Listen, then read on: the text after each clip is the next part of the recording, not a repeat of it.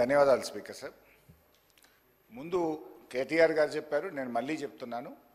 ఈరోజు కేంద్ర బడ్జెట్లో తెలంగాణకు తీవ్రమైన అన్యాయం జరిగిన మాట వాస్తవము. మీరు రిజల్యూషన్ ప్రవేశపెడితే దాన్ని ఏకగ్రీవంగా పాస్ చేయడానికి మేము సిద్ధంగా ఉన్నాము. 2, మీరు ఢిల్లీకి అఖిలపక్షం తీసుకువెళ్తే మీ వెంట రావడానికి సిద్ధంగా ఉన్నాము. ఢిల్లీలో ధర్నా చేద్దామంటే మేము కూడా మీతో పాటు ధర్నా చేయడానికి సిద్ధంగా ఉన్నాము.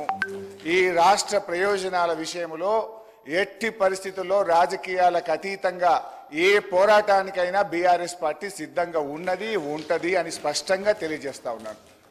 ఇకపోతే అధ్యక్ష, గౌరవనీయ ముఖ్యమంత్రి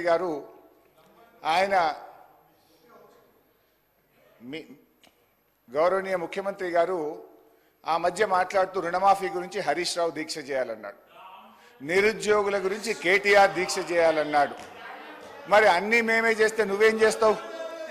ఈ రాష్ట్ర సభా నాయకుడిగా ఎందుకంటే నన్ను వ్యక్తిగతంగా అన్నారు అధ్యక్ష, ఈరోజు నీకు అగ్గిపెట్టె దొరకలేదా అంటున్నాడు. మాది ఉద్యమ స్ఫూర్తి.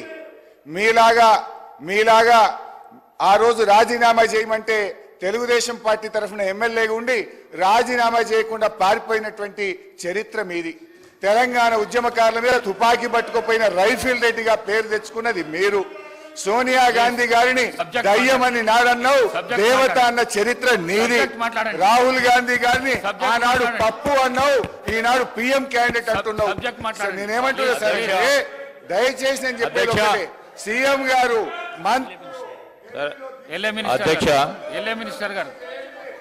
అధ్యక్ష హరీష్ రావు గారికి కోరుతా ఉన్నాము.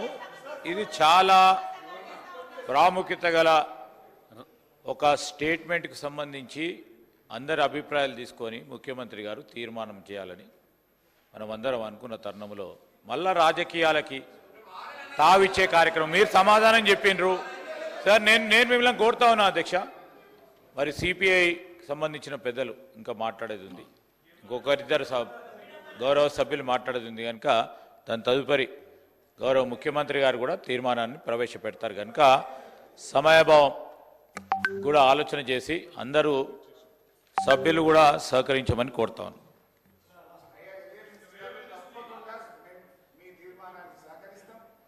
ఏకగ్రీవంగా పాస్ చేయడానికి సహకరిస్తాం. అయితే నేను ఒకటే సభానాయకుడికి నేను కోరేది సార్, మా ట్రాక్ రికార్డు ఉంది. గడ్డిపోచల్లాగా మా నాయకుడు చెప్తే 2 సార్లు ఎమ్మెల్యే పదవికి రాజీనామా చేసిన చరిత్ర నాది, మంత్రి పదవికి రాజీనామా చేసిన చరిత్ర నాది. కానీ మీరు మా ఉద్యమ స్ఫూర్తిని ఈ రకంగా అవమానపరిచేది సభ రికార్డు నుంచి తొలగించాలని మిమ్మల్ని కోరుతున్నా అధ్యక్ష. కేసీఆర్ గారిని రమ్మంటుండ్రు. కేసీఆర్ గారు చావు నోట్లో తలబెట్టి కానే కాదని తెలంగాణ తెచ్చిండు. కేసీఆర్ ఎందుకు? నువ్వు చేయి, నీకు 1000 మంది మేము రక్షణ కవచంగా ఉంటాం. మేమందరం ఎమ్మెల్యేలు వచ్చి నీ చుట్టూ ఉంటాం. నువ్వు మీ కేబినెట్ దీక్ష చేయండి. ఆనాడు దొడ్డుబాట్లు కేంద్రం కొనకపోతే మేమందరం కూర్చోండి.